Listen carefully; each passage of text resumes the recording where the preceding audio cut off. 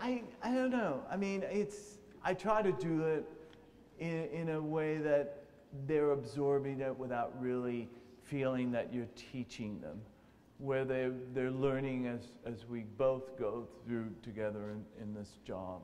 Yeah. Yes, sir. Was there one big break along the way? Yes, there was one very large break when I met Bob Patino, who used to be my partner and in business, and he sort of, just said, hey, he showed me how he had done it, and then I went and did it on my own, and then we came together as business partners to form Patino Wolf, and that was the biggest break. My first job I ever did got published. I think timing is so important. I started like 37 years ago, and 37 years ago, there were the Parrish Hadleys, there were the designers that worked with the elite. And when I was lucky enough to start, there were a lot of people that were coming in and dealing with middle-class people who wanted to alter what their lifestyle was. There was the Bray Scheibels, there was the Saladinos, there was the Joe Dorsos, all these people that were really starting to approach design not as decorators, but as designers who were altering architecture, who were just becoming a new breed in this industry. And the press wanted to deal with it, and it really catapulted us into where I am today. It was timing. It was an amazing thing. Yes, Mr. Thomas. First of all, you have an extraordinary memory, and I find it in all of your work, your recall of experience is far better than mine, for instance. But the question is, I doubt that. When one walks through those hotels and you see what you have to put together, but anyway. Do you find a substantive difference? You've done some really major hotel work and some restaurant work that's very successful. Do you find a major difference in the approach of the client to you, commercial versus residential? Yeah, and the grass is always greener. And when I only did residential, it was, oh, I want commercial work. I think that the advantage of commercial work is there's much less emotion. I think that when you're doing a restaurant, it's theater. It's like doing a powder room or a dining room. You can give it a lot of drama because they're only going to be there an hour and a half, and then they leave.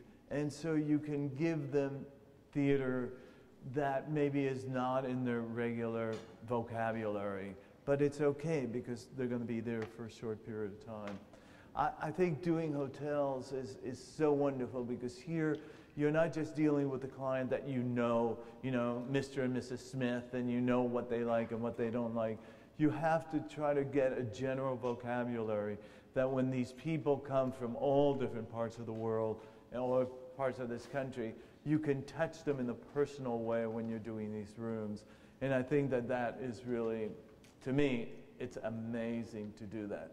There are problems. I mean, the amount of paperwork, the amount of meetings, the amount of discussions, the committee point of view is very different than what I do, normally with clients. So, I mean, each one has its pros and cons. But I love the fact of like doing products. When you design a product, you're like taking your emotion, your creativity, and doing it. Hopefully that a client out there, that a consumer will like it. And then you put it there, and then it's like the world can touch it. And that's a wonderful, what? The softer lighting was better, no? So, thank you. But does that... Yes, ma'am. I have a question. Clearly, you're a design icon and very well educated in the field of design. However, you were not formally educated. How did you gain so much design knowledge and experience from? Because it came from, I said I'm dyslexic. So the reason I never graduated high school was because I could never pass a test. In Cuba when I was going to school, it was like he goes to the next grade because now he's this tall, You know, all the rest came to here and I was up here. So it was past him because he's too tall. I think that I was able to, without really understanding it, because when I grew up, dyslexia wasn't in the dictionary. It sort of, I learned by osmosis. I learned visually. I look, everywhere I look, you know, I'm picking up. And I think that that was what trained me. Metropolitan Museum of Art, there used to be a time where I could tell you where every painting was hanging within those walls, of looking at the color, of looking at furniture, looking at books, looking in travel, looking at color everywhere, and just absorbing people around, you know, and just sort of filing it in. And not in a literal way, but in a sort of like sucking it up. And that was... An artist? What? Do you consider yourself more of an artist in that way? Well, I think all us creative people, I mean, I don't know from the dictionary what an artist is. You know, we're conceptual. And to me, conceptual is artistry. Whether conceptual is in science or in writing music or anything like that. Am I an artist? You know, let us say that I don't earn my living from bottom lining, you know, adding numbers. And I think that any time that you can alter, Richard Avedon said to me, we were looking at photographs, and he did this great portrait of Andy Warhol after he was, that woman tried to shoot him, hit all his scars. And people in the studio said, oh, I mean, are they gonna hate it? He said, as long as there's an emotion, that's a great thing. And you want to create emotion. Once you create an emotion with your work, you know, that's artistry. That's not everybody can do it. You know, I always say to students when I'm talking to them, it's like, you know, you were touched, you know, by a higher power to have something that most people don't have. And that is such an enormous gift. We can see what other people cannot see. You know, you have sight in a room full of blind people. And that is such an amazing, amazing gift. You know, maybe we're all different levels and all different styles and likes and dislikes. But, I mean, I think that's an artistry, just to be able to visualize, to see, to emotionally create something is, you know, maybe not you're not Damien Hirst making millions out of it, but you're creating. And whether you plant the flower in the right place or tilt the vase or, you know, or whatever it is that you do, that's all art, and not everybody can do that. And we have to accept it from ourselves and pat ourselves for that gift that we have. Yes? Okay.